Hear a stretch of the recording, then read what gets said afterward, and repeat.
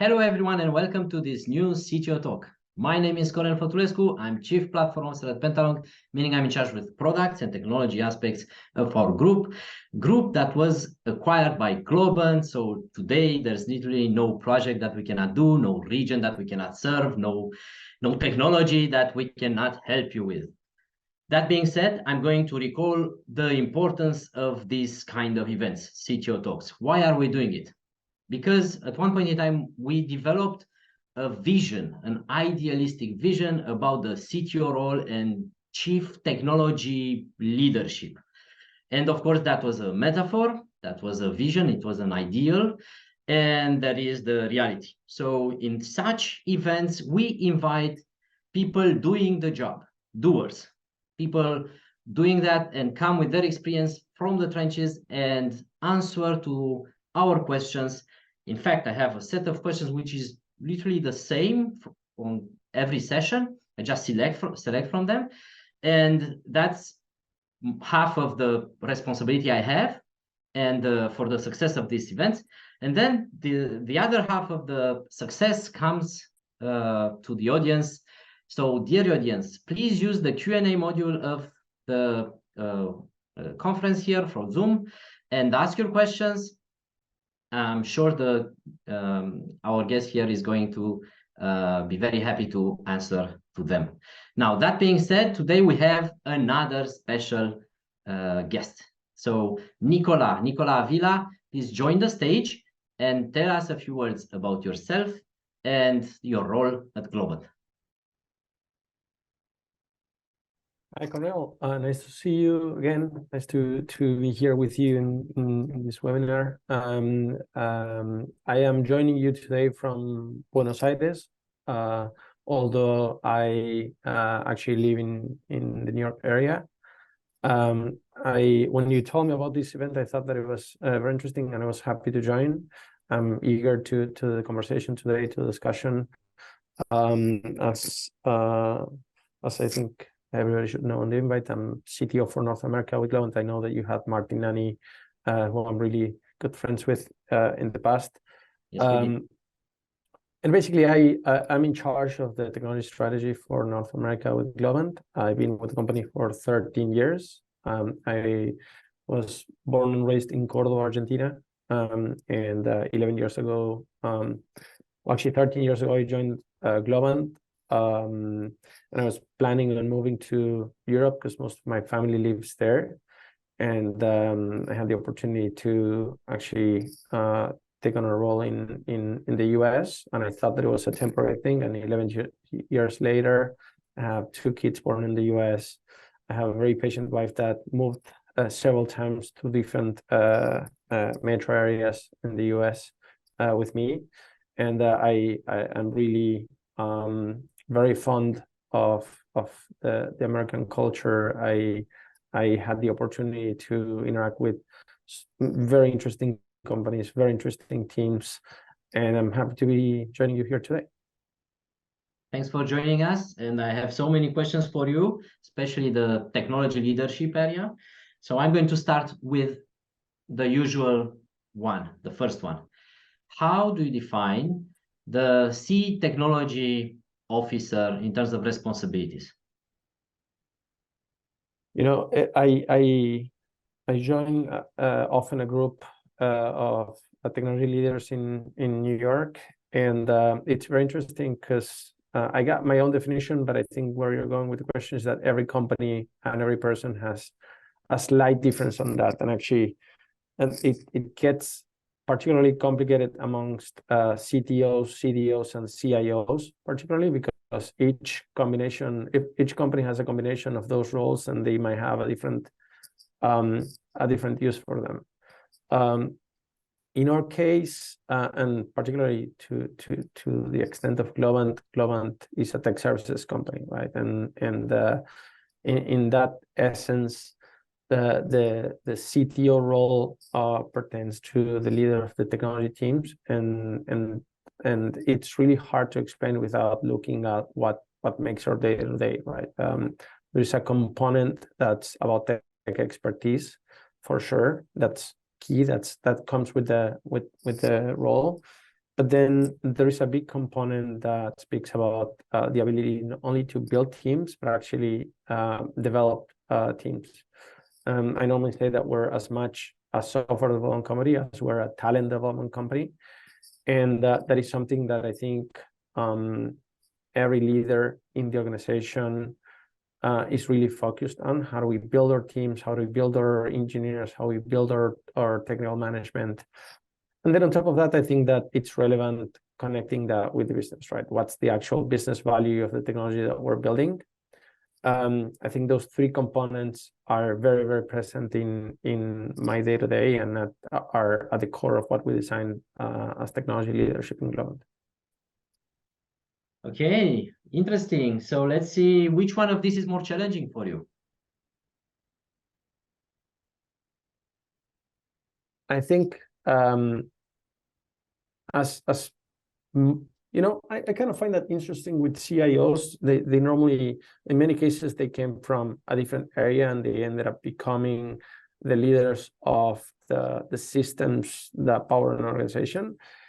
In general, I'd say that most CTOs come from a technical background, a software engineering background in many cases. We have good friends and clients that maybe their CTO in the organization is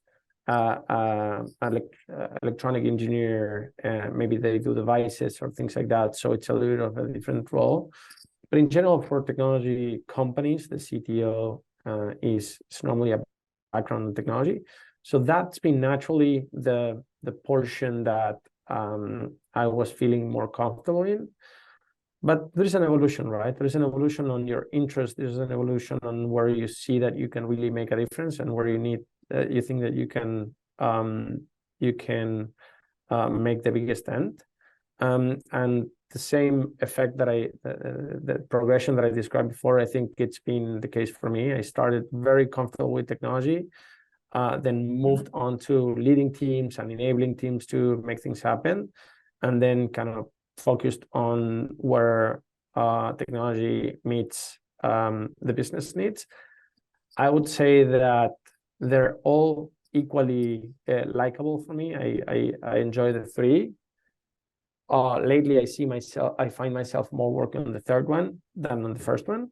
I miss coding,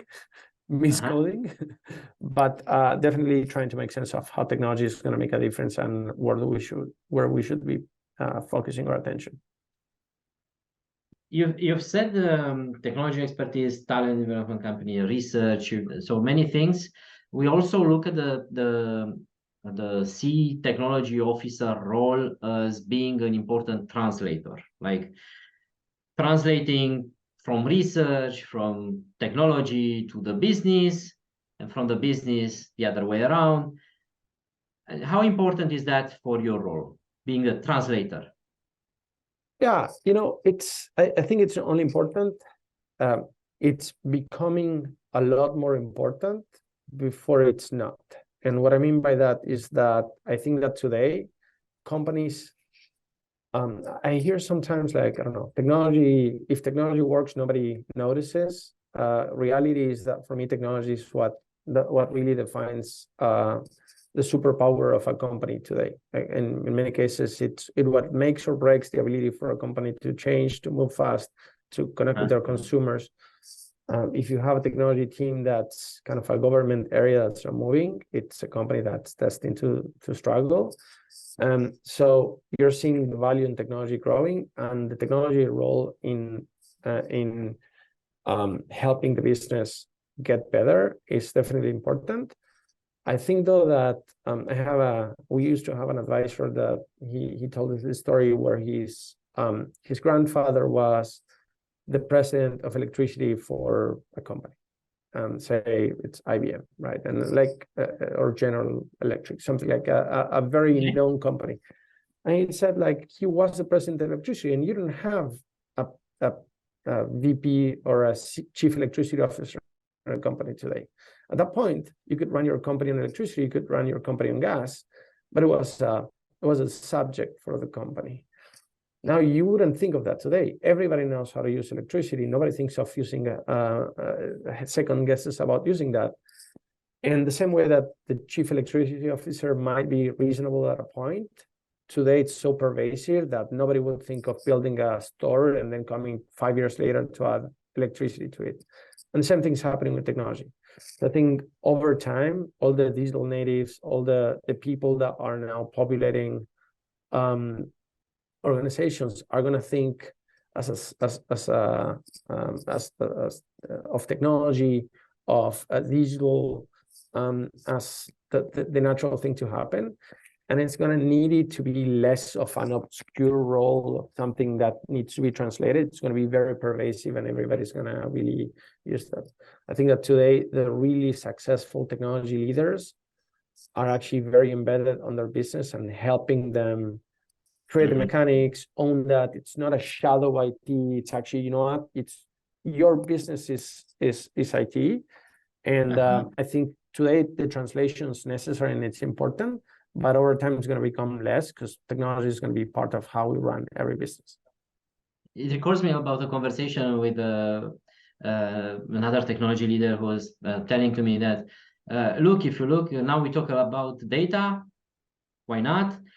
Because it became a business conversation, but data was always there. So we had information systems, information means data. It's just that now it's becoming more near the business, and it will become a business as usual conversation, and it will just happen in time. So I think, in a sense, I can translate what you said. It rings a bell a lot to that. Please tell me something about the relationship with the executives. How do you see the technology leaders in that relationship? And if you can also say something about how you do it.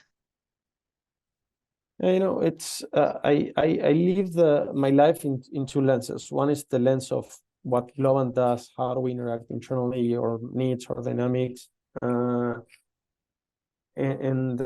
That's quite special in that sense because we are a very technology-powered company. We focus a lot on tech talent, everything that the typical organization thinks as a second, as not their day-to-day. For us, is very natural because we're in the journey of companies that are struggling with that and helping them figure it out. But I also get to see a lot of different companies, of course, and different environments, and I get to kind of like see the light through their eyes. I actually enjoy a lot the fact that I've spent 13 years in this company, and probably every year or 2 years it feels like a whole new business, a whole new company, a whole new responsibility. So I think that I see a lot of the world through my customers and eyes, I'm seeing a very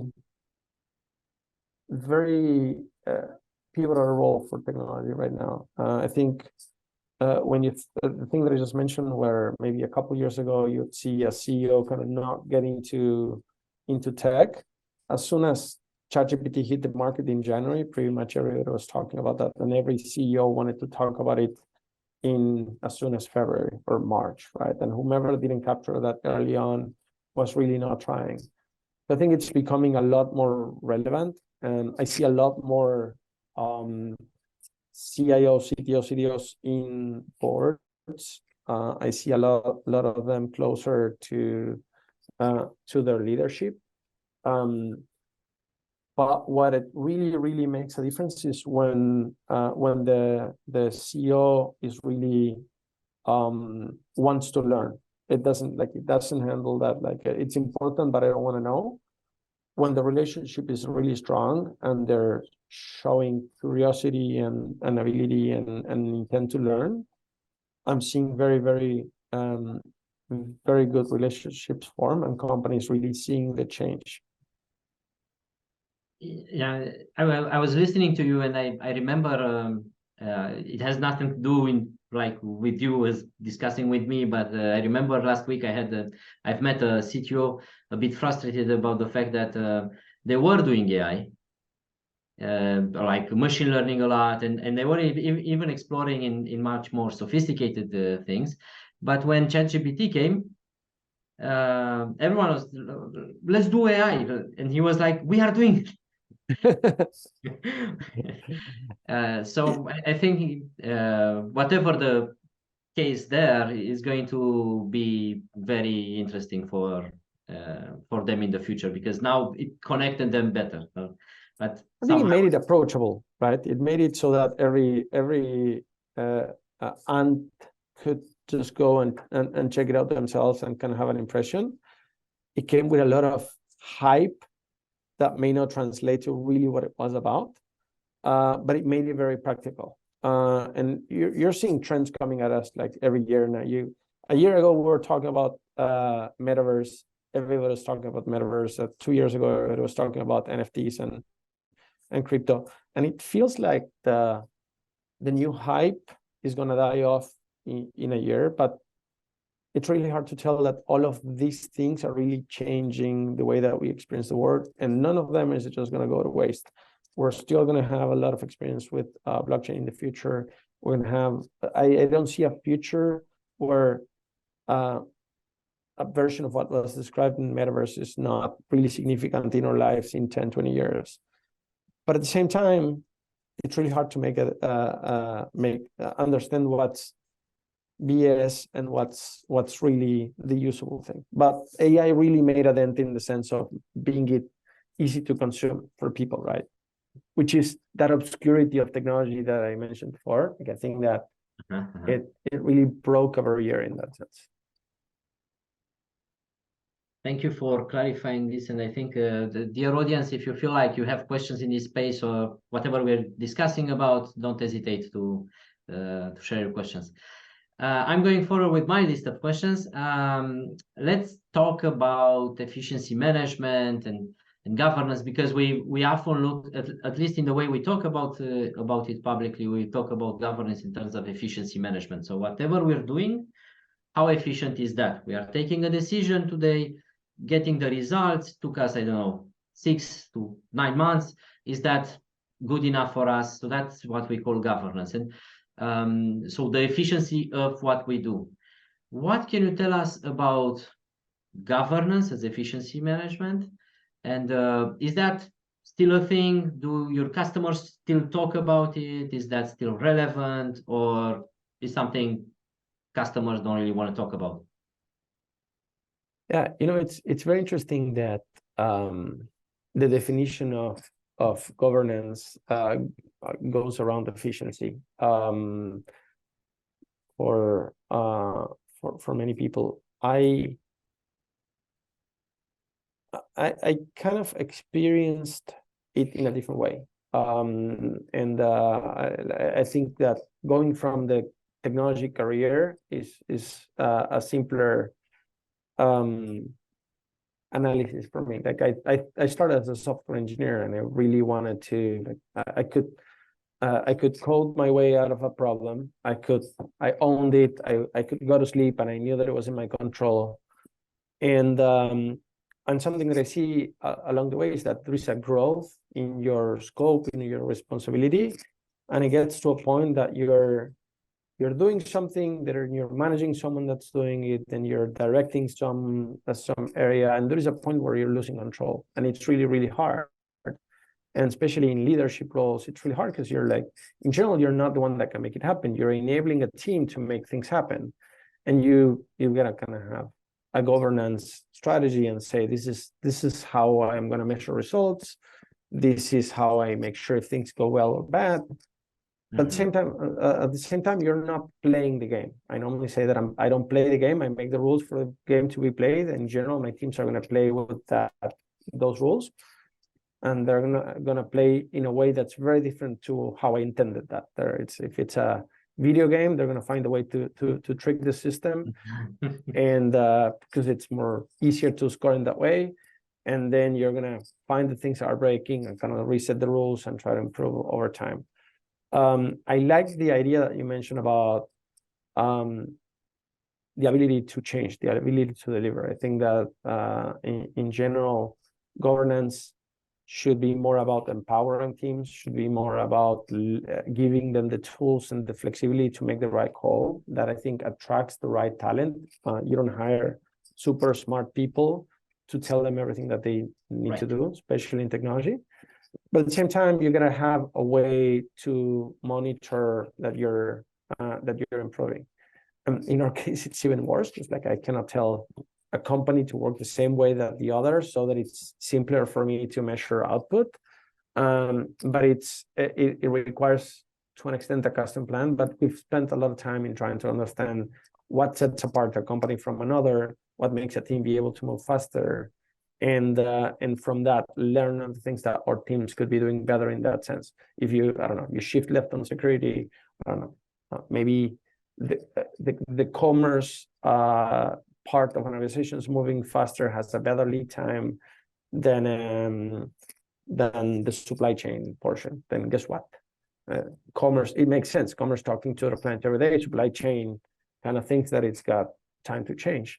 But when a company is transforming itself, and say it's a life sciences company that's moving to personalized medicine, the supply chain change makes the world of a difference for that company, right? So you gotta understand and capture the learnings of each organization, and not only see how they're behaving, but actually what can you improve so that they can behave in a better way. You've touched so many aspects, like shift left security, lead time, transformation, supply chain transformation. So I have to get back to these topics in a second. I'm just gonna take one question from the audience, and we have a bunch of them. Wow, that's a powerful one. So give an example of a hard problem that you couldn't solve in your role. That I couldn't? You couldn't.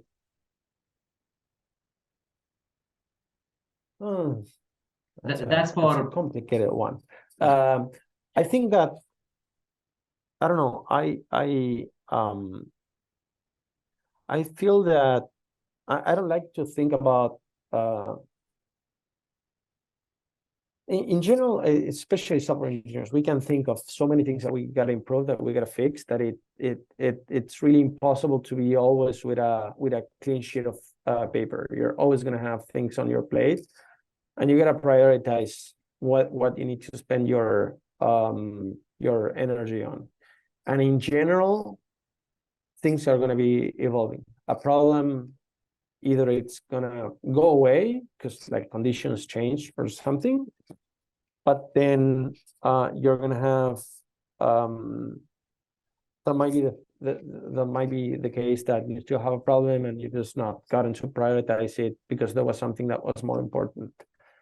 I would say that in general, organization dynamics are the hardest thing to do, and it's not because it's inherently so hard, but actually because you got to align a lot of people into making a decision, and there's always going to be somebody that has a different perspective of how you tackle that. And then you got to compromise, and you got to find, like, you know what, maybe I learned that something that you're trying to do is more important, so I'm going to leave this thing that I got to fix out of the discussion because I actually think that we should focus on that. So you can take that as an issue, as a frustration, as something that you couldn't fix, but actually you prioritize something else. So we live in an imperfect world, and as your leadership responsibility is growing, it's more about how you're changing the system, and there's always so much that the system's going to be able to take on.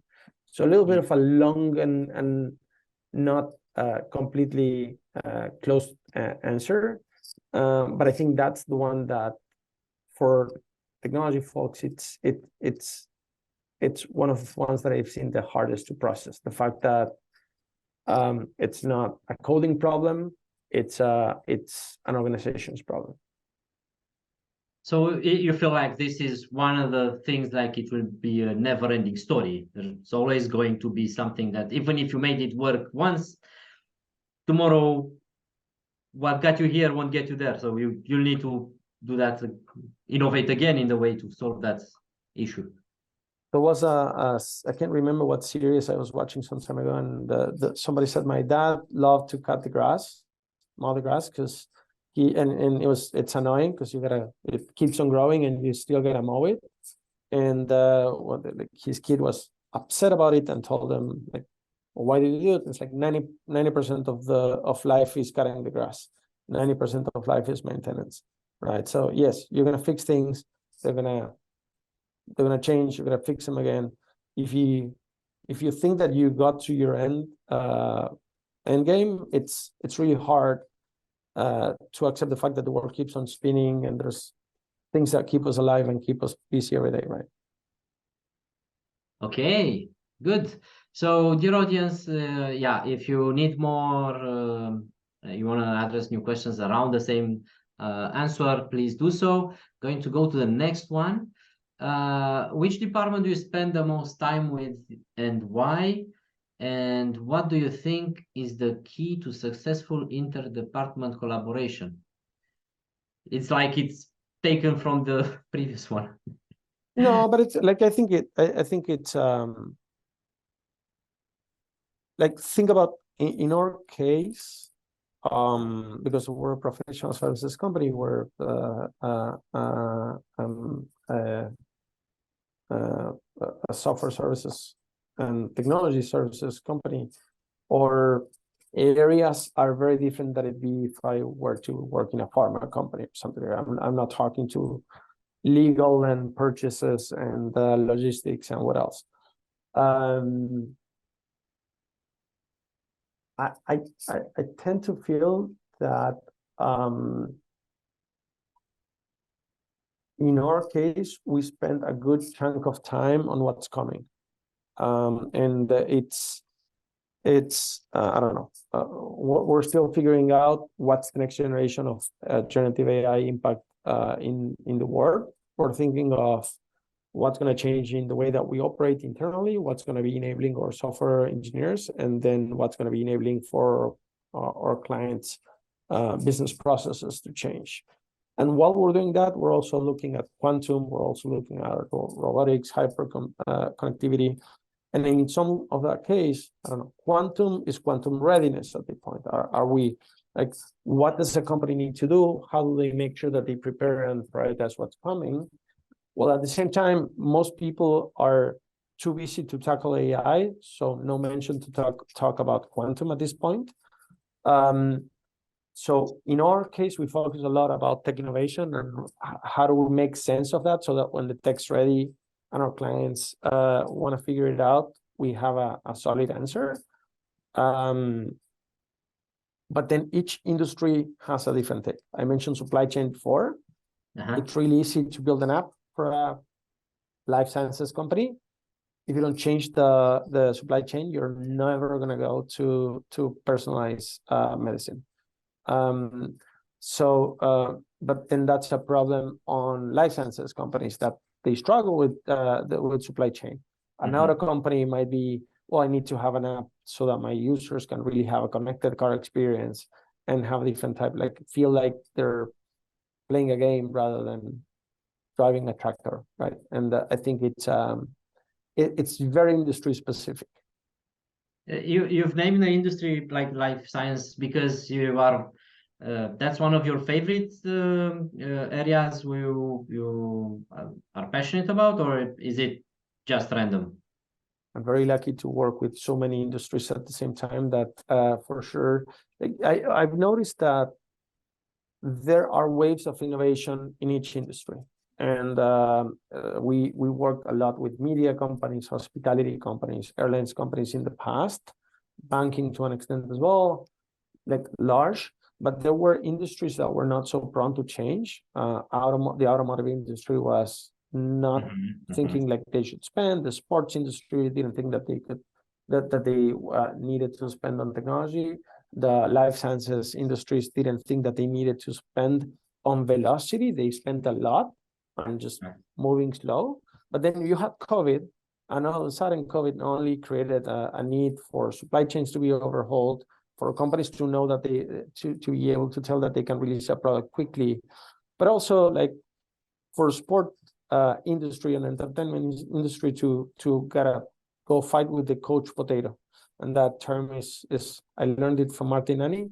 We're talking about a sports organization, and like this is who we're fighting. We're fighting the coach potato. And I think in that sense, it forced these industries to move. And the auto industry was forced by Tesla to really innovate. So I just mentioned those because they're those are not necessarily where we've done the work for the longest, but actually industries that you're seeing that awakening and that need to change, right? And it's for me, it's very top of mind at these days. It clearly changed. All this industry changed the rhythm. So things accelerated. I have a question from Facundo Merinki. Sorry for. Oh, I know Facundo. Yes. Do you think that AI would reduce the amount of employees a company needs to build software with? Yeah, first, good to see Facundo. We worked together in the past, and he is an exceptional professional. I don't actually. I feel that productivity is likely to improve. And we get this question often, like, do you think it's going to change the dynamics? And I sure hope so. If we could get twice, 3 times the productivity, not only I would love to get it, everybody would love to get it. I don't think there is a single CIO or CTO in the team in the world that's having idle teams waiting for things to happen. I think everybody wished they had twice the budget to do the things that they need to do. So I actually think that the same way that the games that we were playing 10 years ago needed less people, but they were way less sophisticated than the games today. I think that it's an arms race. There is a lot more that we're doing through technology, a lot more that we're doing through automation, and with better tools, you're going to need to do more. The electric drill didn't need less screws, didn't make for less screws to be needed. It actually made for more screws to be used. And I think that's the place where technology, every company is struggling to find more productivity and to get all the things that they need to be done. So I think people are going to be doing more, and they're actually going to be focusing the time in the places where only humans can help, where it's really worth to be spending the processing time of a person to really make a difference. But I think technology is the answer. I think that we're going to need more people, and we're going to need everybody to be as productive as we can. I hope, Facundo, you've get your answer, and if not, please continue with your questions. I'm going to take another one, and then I get back to my question. Wow. What are the main challenges you anticipate Globant to face in 2024? It's the question of every year, right? I've seen the market in a very strange place this year. That lots of companies had to rethink their strategy, had to figure out where they needed to spend their time, their effort, reprioritize. Many companies restructured, many companies move their capital allocation, and that I remember a year ago talking to a friend, a CIO, told me, like, I'm going to be spending no money in adding a feature to my e-commerce because I don't think that we are going to be influencing that much the consumer. I think that I'm going to be spending as much as I can in making my team work more efficiently. And that happened. I think that was the focus. We saw a lot of reductions in many companies this year. I feel next year I'm seeing budgets realigned a lot more, priorities reset, and companies are going to start picking up the pace. And it's going to be speeding up the machinery with priorities that have changed. It's going to be with objectives that have been reset. Organizations are going to now need to shift the focus on these new initiatives, and picking up the pace is hard, right? So I think it's going to be a year where we're going to be liking new initiatives that come up and having a new north, but it's going to take the traction and friction that it's natural every time that we shift priorities. So readjusting, realigning, creating new team dynamics, norming and forming your teams. I think that's going to be really important into next year.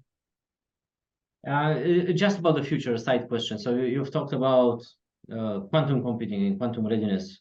When do you think that's going to be like reasonable implementations for most of us to benefit from?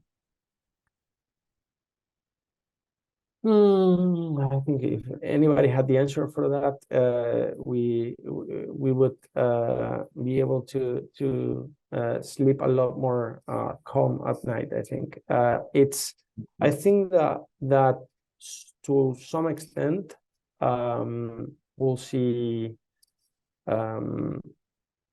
see some interesting breakthroughs in the next 2 years or so.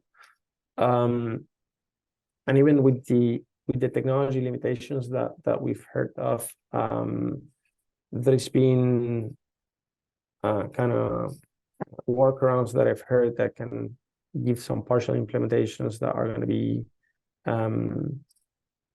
relevant in the next 2 years.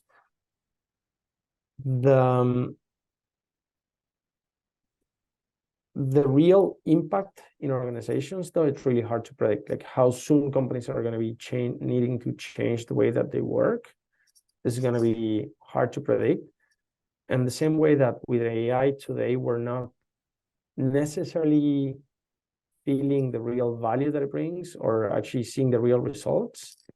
I think with quantum, seeing the actual impact of it is going to take more time. I mean, don't get me wrong, it is going to be very impactful. But when we're talking about AI today, we don't remember that there was a very strong wave of AI 7 years ago that lots of people already forgot. So the first year of, I was hearing somebody saying the first year of the iPhone, I don't know, you got a Whiplash app, you got like the top 10 apps were very different than the top 10 apps that we got today. And the features were there. The market had not really learned how to use this new technology. So I think that quantum use in organizations is going to take a little bit more time than we expected, because it's going to take some time for companies to really make sense of it. Good. Thank you for that. I hope we also helped the audience that question. In what ways have you had to grow to keep up with the demands on your CTO job? Good question. I think that I mentioned this before. As a technology leader, the hardest part for me was letting go, learning that I was not supposed to be the one that was celebrated when things were done. Not because I like to be celebrated, but actually everything that you're taught that it's make you valuable as an engineer is not necessarily what's going to make you valuable as a leader. And it's been a process of trying to think forward and start learning about things that you've not expected. And I'll just give you a simpler answer. The other day I was talking to somebody, and we were reflecting on this year, and like the person was telling me, and this is what happened, A, B, and C. And so this is what this year meant for me. I was like, let's not talk about what happened. Let's talk about what changed during this year. What's been your growth during this year? Not what happened, but actually what you grew. Well, I learned to do X, Y, and Z.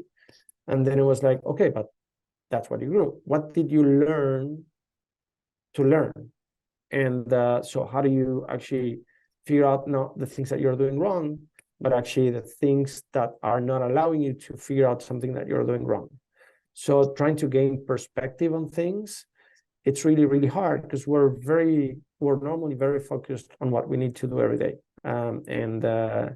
And trying to anticipate and figure out what's going to make a difference, what's going to make a dent, and then from that point really take on actions to change the reality around you. It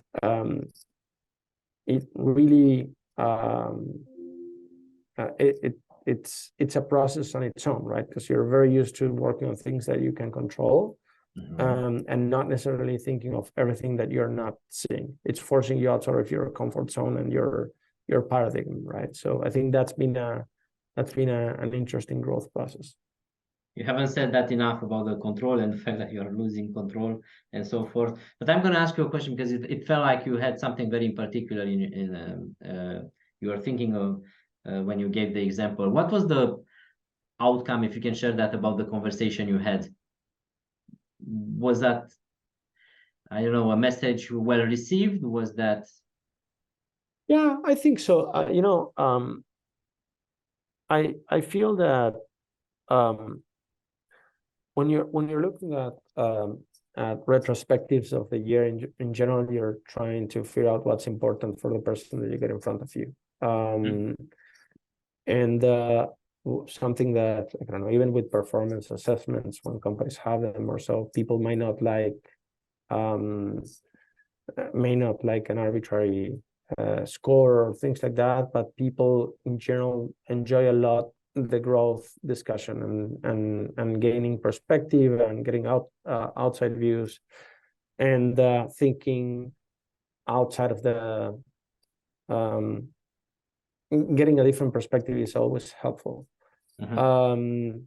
So actually the conversation went very, very well, but it was because it was tailored to the person that was having that struggle. I think that this person was kind of like thinking where to go next and what could be improved.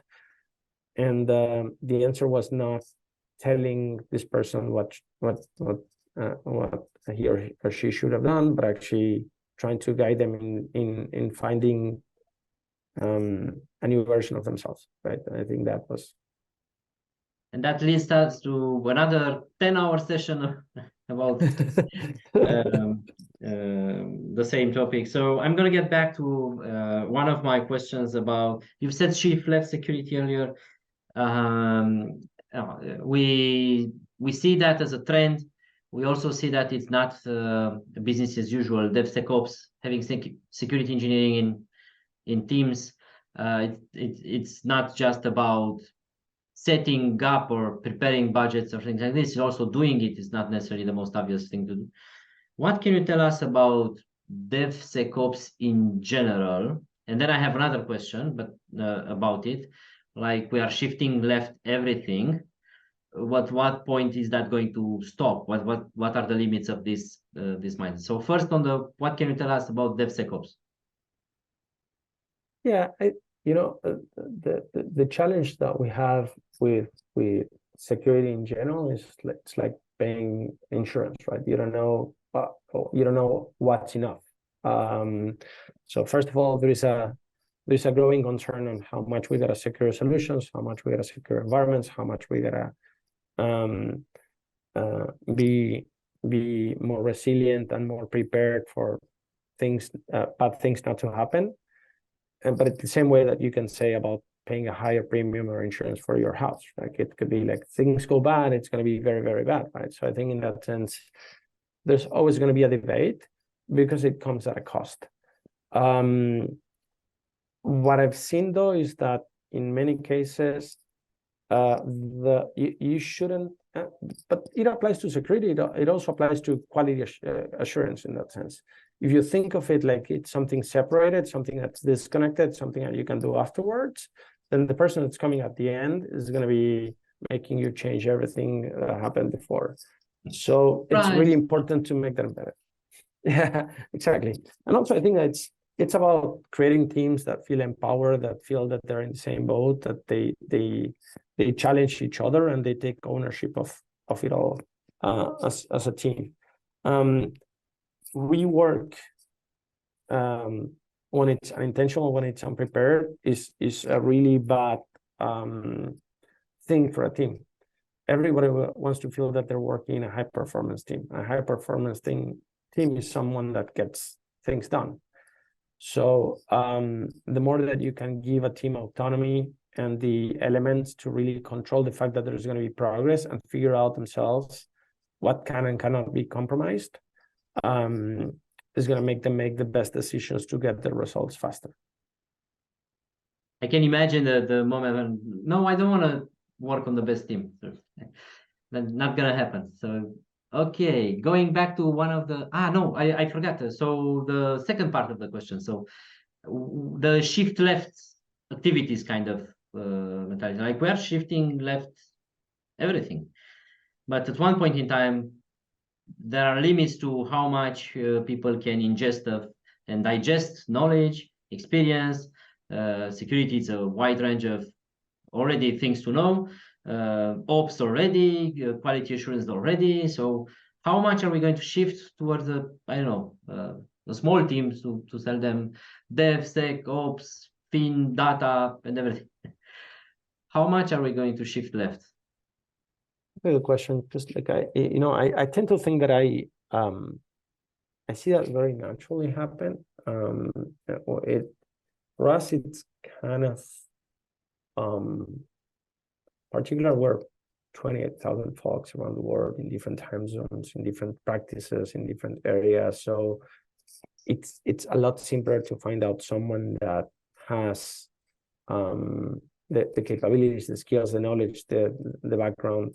It's not always, but it's more. And I was hearing you, I was thinking, I don't know, there are companies where thinking of continuous deployment or thinking of cloud infrastructure could be a challenge for them. It's like if you want to embed it everywhere, everything everywhere, it becomes an issue.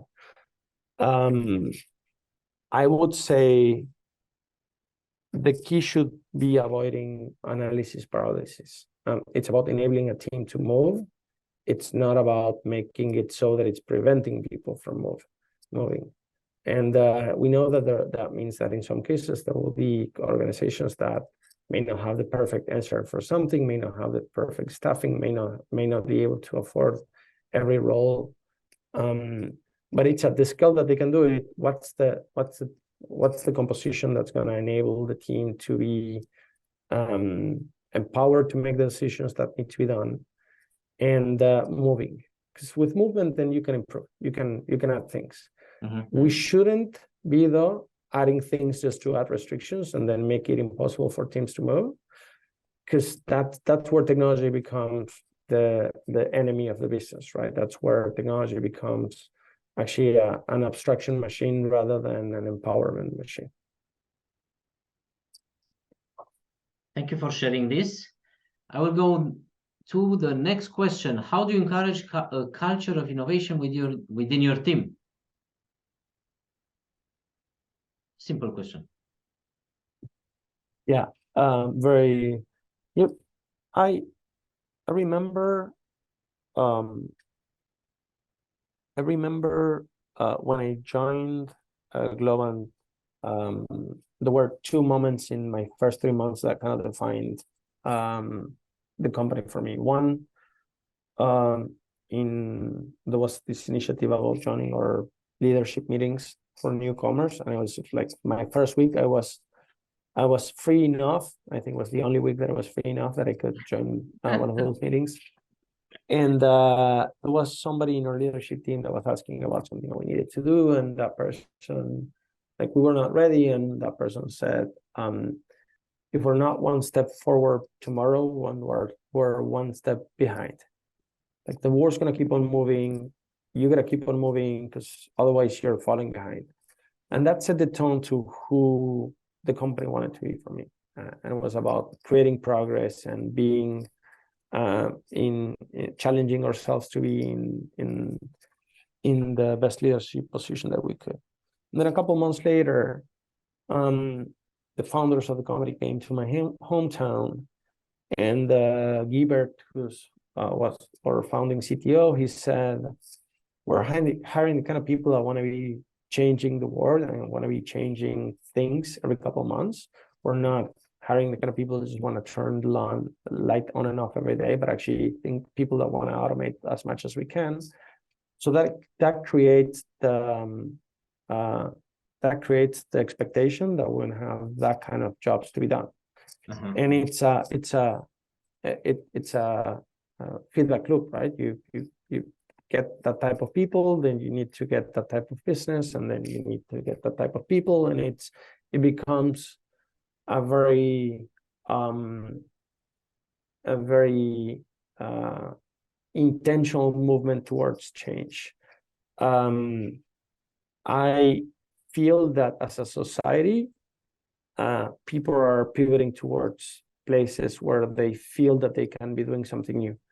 And the companies that are, I don't know, a company that companies that are high labor, intensive labor companies are struggling in many cases to find talent of people, like employees that want to go do job that they feel that it's not value added. So I think naturally the job market is pushing towards I want to be doing things that are meaningful, and then it becomes about creating the spaces in which you can focus on that and articulating how that's important for the team's purpose and enabling them to do that. I think I didn't say anything specific, but it's about enabling the team to do that. And actually, I think people are claiming for that as well.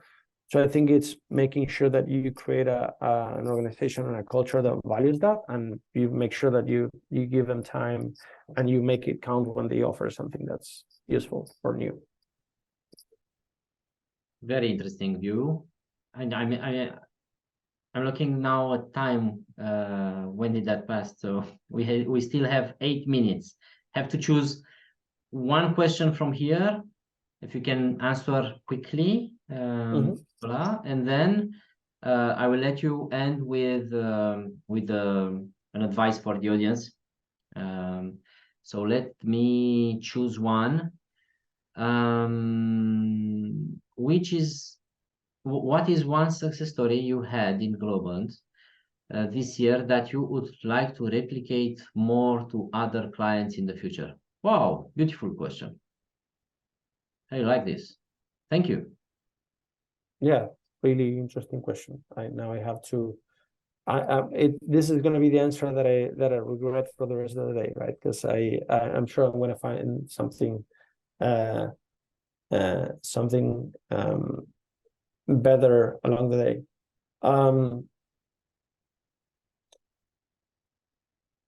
Let me explain the complexity on the answer. There are projects that you start and there are projects that you finish, right? Mm-hmm. And it's really hard to tell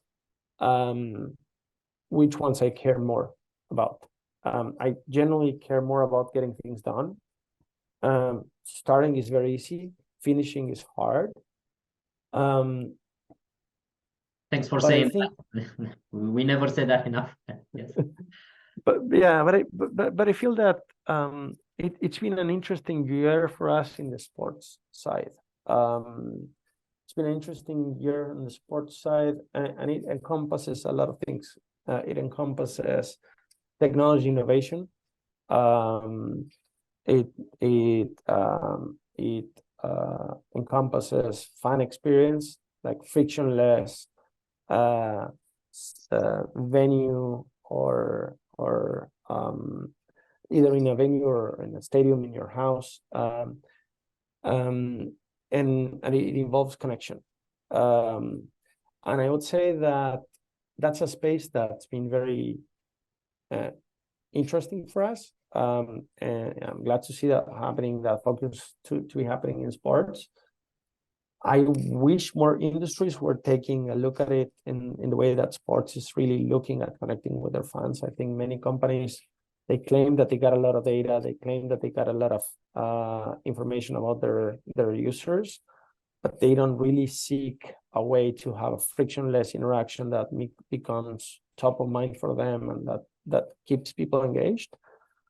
And more so on the employee side, I feel that there is a very big gap on how technology for employees is done compared to how technology for consumers is being done. Mm-hmm. And that creates a struggle. That creates a struggle on companies really being able to attract the talent of the future. So I think that I would definitely love to see more of the efforts that are being in sports to be translated to other industries and even to employee-facing applications, because that's a place where there's a lot of growth. And just sorry, one more thing. There's a talk. I'm never going to forget a talk that I was recommended by Mati Rodriguez, or lead technology VP for the SVP for the gaming studio. And he recalled a talk in the Game Development Conference, I think it was 2016 or so, where NASA was explaining how hard it is for them to train pilots, where every kid's learning to pilot a whole space fleet in their basement in a week. So I think that's the power of technology and the rapid feedback loops that we can provide with technology, and it sets apart. If NASA is thinking of the games industry as a place to go learn, then I think we should all go. Very interesting. Never heard this before. Thanks for sharing that, at least personally. So I hope for the audience it's going to be the same. Now, for the conclusion, you have 3 minutes, because all great things have also to end at one point in time. CTO Talk is just 1 hour, and we are going to keep with this. Share us one thing that you would like the audience to leave with from you. It doesn't have to be related to what we've discussed so far, but an advice for people considering C-level technology leadership career path, or already there. Perfect. And first of all, thanks for inviting me to this space, and thanks for everybody that joined them and was able to follow and ask their questions. I'd say that for me, the technology career has been very, very fulfilling, and it's been very fulfilling from the kind of things that we were able to do.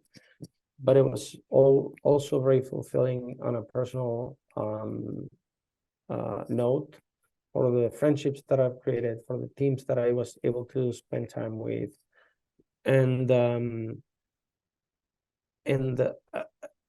that sometimes gets unnoticed. We think that we gotta be only tech experts. Tech expertise is really, really important. Don't discount that. At the end of the day, that's something that's really gonna move a needle. But making sure that we enable others to grow is as important, if not more. And especially it's very rewarding, because it's about creating opportunities, and you're a lot more fulfilled by seeing others do well than you are about your own benefit.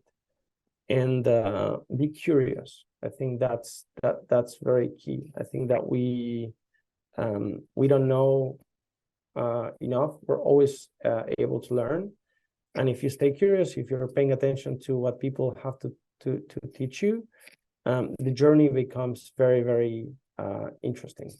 So it's a very fulfilling space. We're in a space where you're going to have opportunity to talk to people that are doing really great stuff. You're going to share with a lot of people, and you're going to learn a lot. So I think that's been one of the most rewarding parts of the journey for me, and the things that I recommend the most. Nicolas, thank you so much. I hope, audience, you enjoyed also the talk, the answers, and yeah, see you at the next CTO Talk. I think it's next week. So have a nice day, everyone, and see you with the next occasion. Thank you, Nicolas. Thank you, Colin. Bye-bye.